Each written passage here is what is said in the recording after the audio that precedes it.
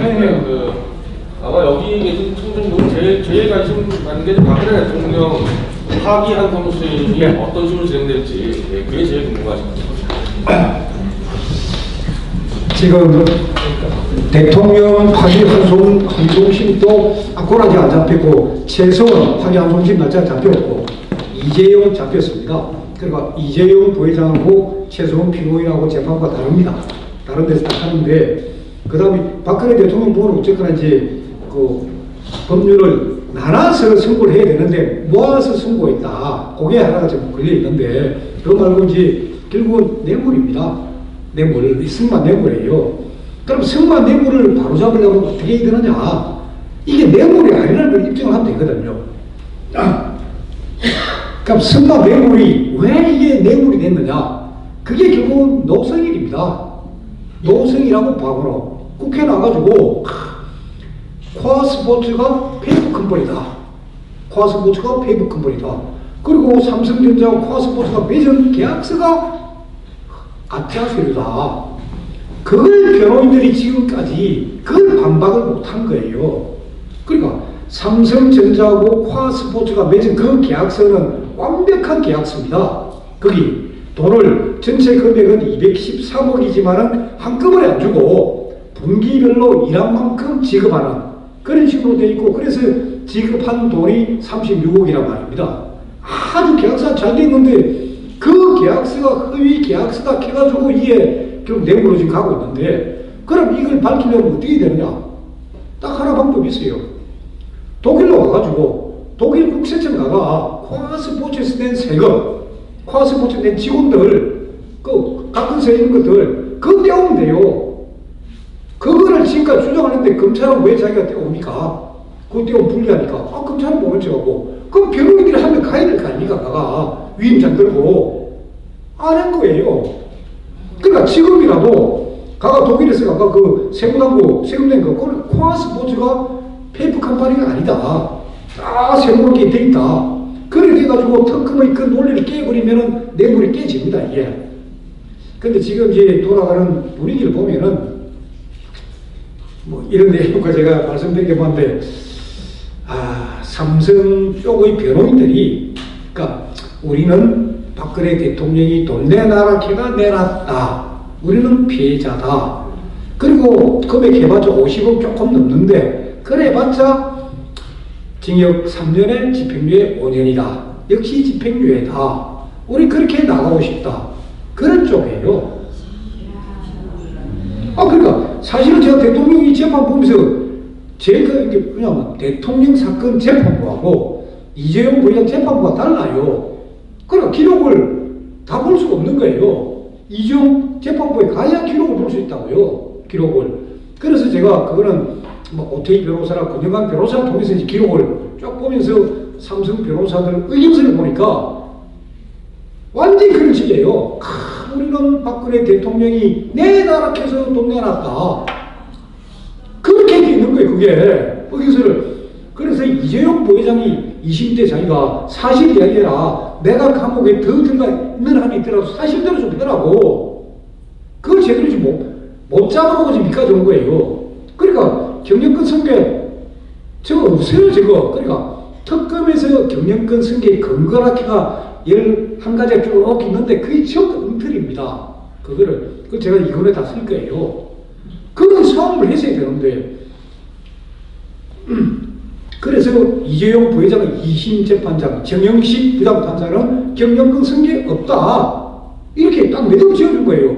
근데 박근혜 대통령 사건의 2심 김문석이는 이재용 부회장 재판 기록을 어떻게 봅니까, 지가? 재판 기록도 안 보고 그냥, 경영권 승계 있다. 그거 뇌물도 올려버리고. 그러니까, 김문석 판사가 그때 노리던 거는 그 당시 대법관이에요. 대법관 자리가 비어있으니까 잘하면 그로 갈 수 있으니까. 그래서 대통령 사건 2심도 진행 상황 보면 처음에는 재판장이 막 검사들 막 조집니다, 특검. 너희 새끼들 공소장 다시 써라. 잘못 썼다 하고. 그리고 박근혜 대통령이 소위 항소를 안 하더라도 최소한 공동 피고인 최소원한테 직권 파기 사유가 있으면은 대통령도 항소를 안 하더라도 무조건 직권 파기를 하여야 한다. 형사소송법 규정이 있습니다. 그걸 김은석 판사가 거론을 한 거예요. 할 수 있다가 아니에요. 할 수 있다는 해도 되고 안 해도 되지만 이거는 하여야 한다. 의무사항이에요. 그거를 김은석 판사가 법정에서 이야기했단 말입니다. 그래 검찰이 깜짝 놀랐죠. 그래서 그게 결국 뭐냐? 청와대 사유예요. 봐라, 내 수용 안 시켜주면 내가 엎어버린다, 이 재판. 근데 그래서 그거를 최소한 피고인 쪽에서라도 이제 승마 뇌물을 바로 잡으면 돼요. 그걸 바로 잡아가지고 그러려면 결국은 누군가가 독일로 가야 됩니다. 독일로 갖고 와야 돼, 서류를. 그래야 대통령 사건도 바로 잡히고, 그래야 뇌물이 결국 승마라는 거는 내년 2020년 동경올림픽 거기 승마 선수 데뷔용입니다. 이게 선수들 선발 다 했어요. 다 있고 박으로 장난치고 저 누굽니까?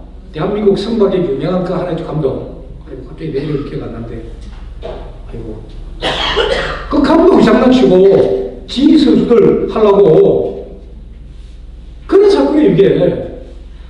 그래 그런 걸 바로 다 잡으면은 정확하게 드러나는데, 그래서 지금 이제 파기환송심이 이제 되고 있으니까, 파기환송심은 대부분이 지금 지침을 줘놨어요. 경영권 승계에 있었다, 뇌물이다 줘놨지만은 파기환송심 재판부에서 자기네들이 판단하면 돼요. 판단해가 이거는 대법원 판단 틀렸다면 다시 자기네들이 대법원하고 다르게 올리면 됩니다. 그래 그게 원세훈 국정원장 사건이에요.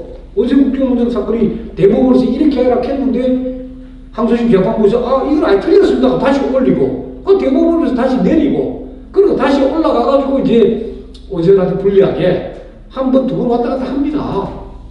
그러니까 그 작업을 누군가 해야 되는데, 뭐 그렇습니다. 그래서 좀 안타깝긴 합니다. 우리 병법께서 굉장히 걱정을 하지만은 대통령 사건을 바로 잡아줘야 이 사건이 바로 되는 것이고, 그리고 지금 예를 들어 이 대통령 사건에서 제일 재미를 본 사람, 그러니까 경제적 이익을 취한 사람이 누구냐? 차은택 1,300억에다가 별도 돈, 그리고 안종범 뇌물 7천, 그리고 이승환 미래재단 사무총장, 그리고 김성현 미래재단 사무부총장, 미래재단에서 사무 빼먹을 거, 그리고 고영태 3천만 원. 자, 최소원이 정신 얻어본 거 없어요. 최소원이 상품권 받은 거 없습니다. 유일하게 샤넬백 하는 것도 그게 이제 문화경이라고 KD 코퍼레이션 사장 부인인데, 부인한테 최소원이도 선물 주고 거기도 선물 주고 선물 서로 주고받다가 가방에 한 백이 하나 온 거예요. 근데 그 백이 최소원이 보기에는 마음에 안 들고 하니까 자기도 보태가 산 게 샤넬백입니다. 그게.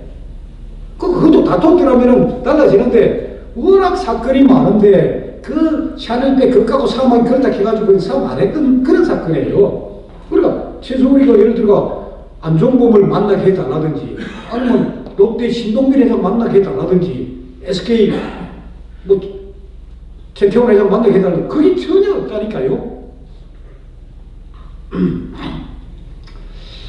그래서 이게 제대로 돼가지고 이 진짜 사건, 이 대통령 사건을 통해서 범죄 이익을 본 사람들, 그 사람들은 다시 조사를 해야 되는데, 저한테 지금 풀려나오고 있습니다. 풀려나와가지고 지금 강남에 어느 교회에 나오고 있습니다. 그 나와가지고 자기는 억울하게 당했다는 거 아닙니까? 제가 바로 잡을 거예요. 지금 그 나와가지고 자기는 억울하게 당했다고.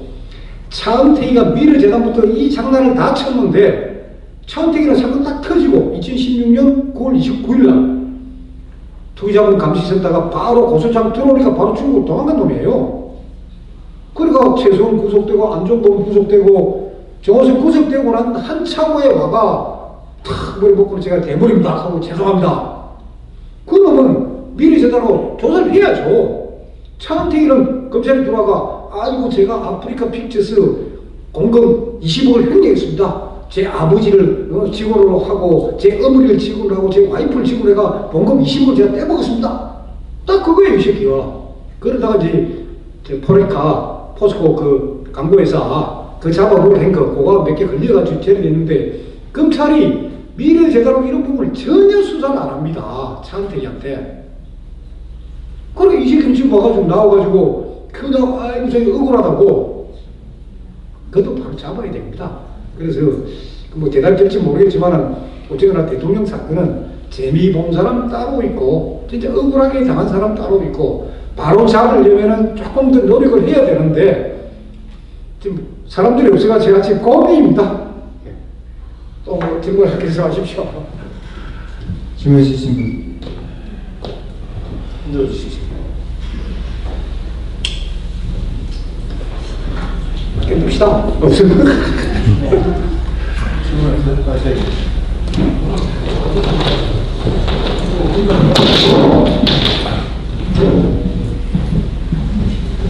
네, 기자 안녕하십니까.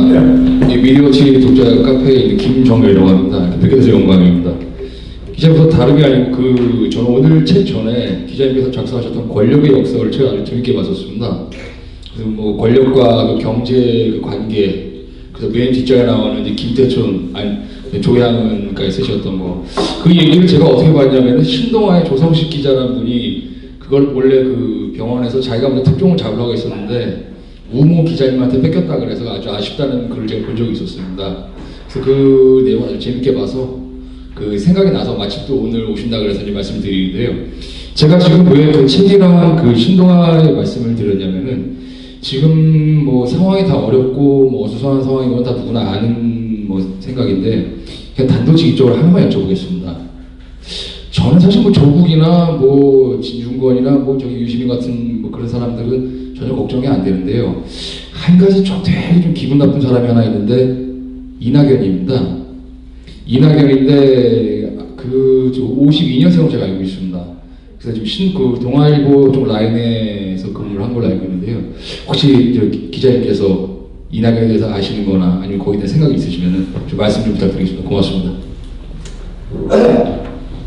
이낙연 총리는 동아일보 기자 출신입니다. 그래 저한테도 선배입니다. 선배고 동경 특파원을 오래 하셨습니다. 그래 제가 옛날 그 만경봉 조총련 급해 만경봉 취재하러 일본에 가고 있을 때 이낙연 총리를 제가 여러 번 만난 적도 있고 하는데 이낙연 총리는 쉽게 말해 이렇게 제가 말씀드리겠습니다.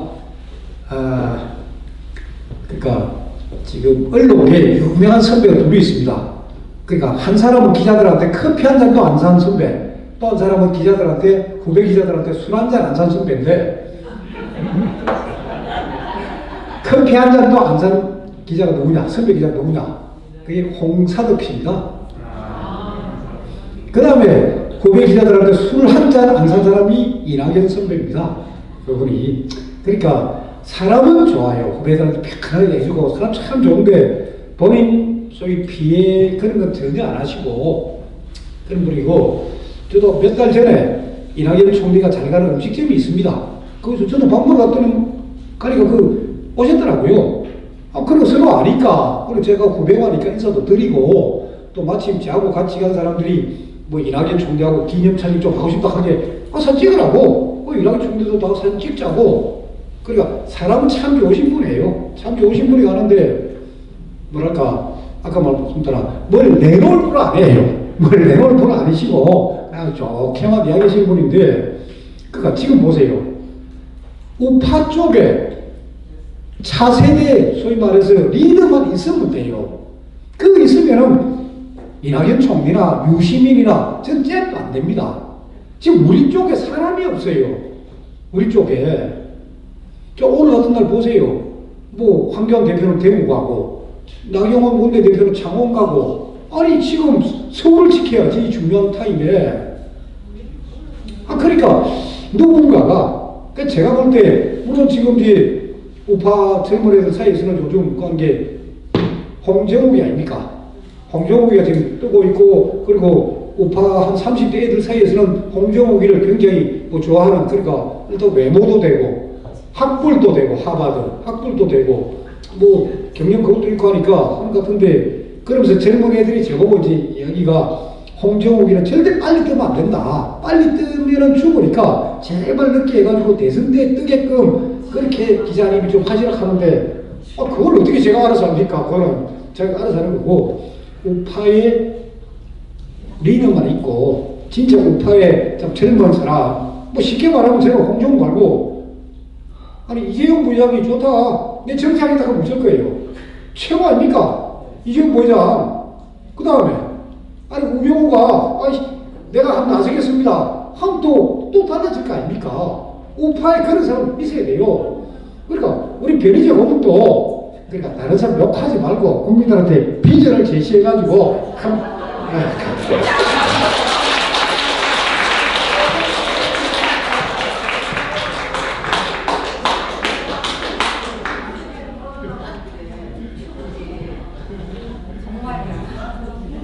뭐 질문 또 있습니까? 그리고 권력의 역사는 제가 그 기자 생활을 정리하면서 했는데 그거는 지금 그러니까 그런데 제가 볼 때는 결국 파워, 권력, 그리고 말이, 돈, 그 다음에는 폭력입니다. 이 세 개가 합쳐야 움직입니다. 특히 그래 여당은 경찰력이 있지만 야당은 결국은 조폭이에요. 그래서 제가 그 책에는 우리나라 이 정치 자금의 역사, 왜 박정희 대통령 때 정치 자금이 어떤 의도로 시작되었고 하는 거 그거 하고, 그 다음에 우리나라 재벌 총수 두 사람, 정주영과 이병철, 그 다음에 역대 대통령 전두환, 노태우, 노무현, 김대중, 김영삼, 5명 대통령, 그 사람들에 대한 이야기 쓴 거예요. 그러니까 그 책에 사실 김무성이도 제가 이름을 안 밝혀놨지만 거론되어 있습니다. YS한테는 혼의 자식이 2명이 있습니다. 한 명이 아니에요. 우리 뭐 가오리로 알고 하는데 그거 아니에요. 2개가 있습니다. 그럼 이걸 어떻게 알았느냐? 1990년에 3당 합당을 합니다. 3당을 합당을 하면서 통일민주당, 그거가 이제 민정당하고 합쳐집니다. 그래가 김현철이가 팍 떠오릅니다. 김현철이가 이제 되면서 이제 우리가 집권 여당이 됐으니까 저 통일민주당도 우리 정리를 한번 해보자. 그래 보니까 국장이 하나 있는데 엄청나게 무능하고 능력도 없는데 막 국장을 상당히 오래 한 사람이 있는 거예요. 그래 저 사람 잘라라. 그래 보니까 그 사람이 YS의 아들이에요. 아들이 아니라 사위, 딸내미의 남편, 그건 사위고, 그 YS 아들은 강남 요리 삽니다. 저도 잘 알아요, 그만은. 그러니까 그 둘이 있다는 걸 이제 현철이가 다 알은 거예요. 그러니까 그거 갖고 현철이가 아버지를 사실은 협박을 한 거예요. 그래, 그 바람에 현철이가 소통령이 된 겁니다. 그래서 안기부장도 전부 다 현철이한테 보고서 다 갖다 주고, 그렇게 이제 장난을 쳤는데, 현철이 밑에서 이걸 조사한 사람이 있어요. 이 사람이 어느 순간에 다이추 쪽으로 가버린 겁니다. YS 쪽에 있다가, 다이추 쪽에 갔다가, 그래 놓고는 김영삼 대통령을 협박을 합니다. 당신이 IMF 위기 일으키지 않느냐. 내가 당신 때문에 피해봤다. 그래서 YS 보고 24억 내놔라. 내 피해본 거. 대통령 협박을 합니다. 그 YS가 그거 안 들어주면 당신 호래자 둘 공개하겠다고. 그래서 YS가 권영희 안기부장한테 지시를 내립니다. 그러니까 1992년 대통령 선거 때 YS가 막판에 정치 자금이 굉장히 많이 들어옵니다. 그래서 그 한 2천억 정도를 권영희 부장한테 안기부에 맡겨가지고 그것 가지고 이제 선거 자금도 쓰고 했는데 그 남은 돈 중에서 24억을 딱 줘놔. 얼마한테. 그래서 그 다음 주면은 또 이 새끼가 계속 협박할지 모르니까 확실한 산업을 시켜가 그러면 이걸 막아라. 그래 이게 김무성입니다. 김무성이 뭐 야 네가 돈 주고 막아라. 김무성이 가가지고 중간에 배달사고 낸 거예요. 매듭 떼먹었어요. 그러니까 임마도 아니 내가 24개 요구했는데 왜 지금 21개 왔냐고. 그래서 현철이가 알은 거예요. 현철이도 알고 현철이 그 팀들이 알은 거예요. 그 중에 하나가 누구냐? 아마 여러분도 기억할 수 있을 거예요. 박태중이라는 친구예요. 박태중이라고 강남에 음식점마다 감옥 갔다 온 친구. 감옥도 갔고 오고 뭐 돈도 없고. 그러니까 그 친구가 이제 김무성이한테 전화 딱 하면 김무성이가 이거 터뜨리가 싶어가지고 박태중이가 전화할 때마다 2천만 원씩. 지금 매듭 먹었으니까 2천만 원씩 준 거예요, 그냥. 그리고 이 박태중이라는 친구가 먹고 살아야 되고 좀 할 거 없고 하니까 결국 저한테 와가지고 자기가 현철이 옆에서 본 10년 그 10년을 자기가 정을 할 테니까 책으로 좀 쓰고 싶다. 그래서 제가 그 책 작업을 제가 해줬어요. 그러니까 쭉 제가 녹음 다 하고 그러니까 쫙 하다 보니까 김무성이한테 돈 그거 한 거 김무성이가 공갈치가 배달사고를 한 거 다 알게 됐죠. 그러니까 원고를 써줬죠. 자, 그 대신 이거는 대박이 될 수도 있겠지만은 잘못하면 너는 대한민국에서 죽을 수도 있다. 이런 비밀을 놓쳐내가. 그러니까 원고를 주니까 그래 말할 때는 모르다가 막상 제가 책으로 써주니까 겁난다는 거예요. 겁난다. 그러니까 책은 안 나갔지만은 그래도 제가 쓴 권력의 역설에는 제가 그래서 김무성의 이름은 안 밝히고 그 배달사고에 놈 있다. 돈도 많으면서 김무성이 얼마나 돈 많아요. 그러니까 언젠가는 다 공개해야 됩니다. 다 공개가 그런 정치인들은 우리가 다 없애야지. 지금 김무성이 보세요. 부산 영동으로 안 나가는 대신에 서울에 마포 뭐 서대문 그거 나와가 뭐 옆거래 좀 큰 놈하고 건물하고 싸워서 제가 뭐 하겠다고 뭐 도움이 이바지 안 됐다. 아이고 그러십니다. 또 사인이 좀 나왔잖아요. 마지막 질문 제가 아마 무수양장 질문 받으실 텐데 저 박근혜 대통령 연말안에 형집행정지 석방 여부에 대해서 어떻게 해야 되나요?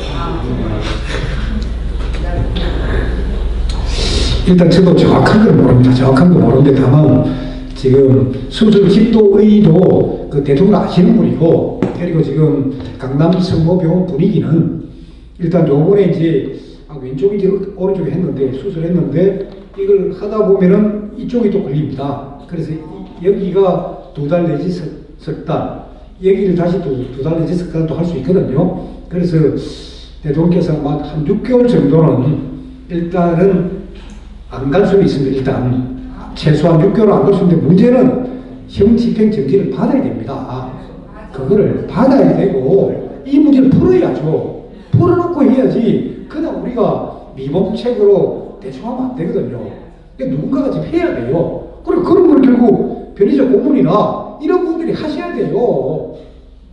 해가지고 국민 여론으로 일단 형 집행정지 받아가 내곡동 집이 최고예요. 지금 청와대 경호실 팀들 박근혜 대통령이 청와대 경호팀에서 경호를 해야 됩니다. 그런데 지금 청와대 경호팀에서 안 합니다. 경호처장 왜 안 하냐? 법에 나와 있어요. 경호를 하게 돼 있어요. 그래 비서관 못 주고 연금 안 주는 대신에 경호를 하게끔 돼 있습니다. 대통령이 강남 성모병원을 갈 때 그 시커먼 장바 입은 놈 그 사람들은 서울구치소 보안과 소속으로서 이송교도관입니다. 병원에. 그러니까 입는 옷이 시커먼 옷이에요. 그래 시커먼 복장을 입다 보니까 사람들이 야 저거 청와대 경호팀이다. 청와대 경호팀 아닙니다. 그래서 제가 다 확인했어요. 그래서 경호팀들이 지금 왜냐면 지금 내곡동에도 사전 경호팀이 가 있습니다. 내곡동에. 그럼 그 중에 일부를 돌리고 청와대 지원 받고 해가지고 성모병원 가야죠. 가서 대충 지켜드려야죠. 지금 그거 안 하고 있어요. 지금 그러니까 언론에다가 내가 지금 이야기해줘서 기자들한테 빨리 청와대 경호실에다가 정식 집무지 보내고 해가지고 정식으로 요청해라. 그것도 아직 아무도 기사를 안 쓰고 있어가 제가 치료하든지 우리 병법을 치료하든지 해가지고 대통령 그 법에 다 나와 있습니다. 3가지 법이 다 나와 있으니까 예. 누군가가 해야 돼요. 기다리면 안 됩니다. 좌파들 보세요.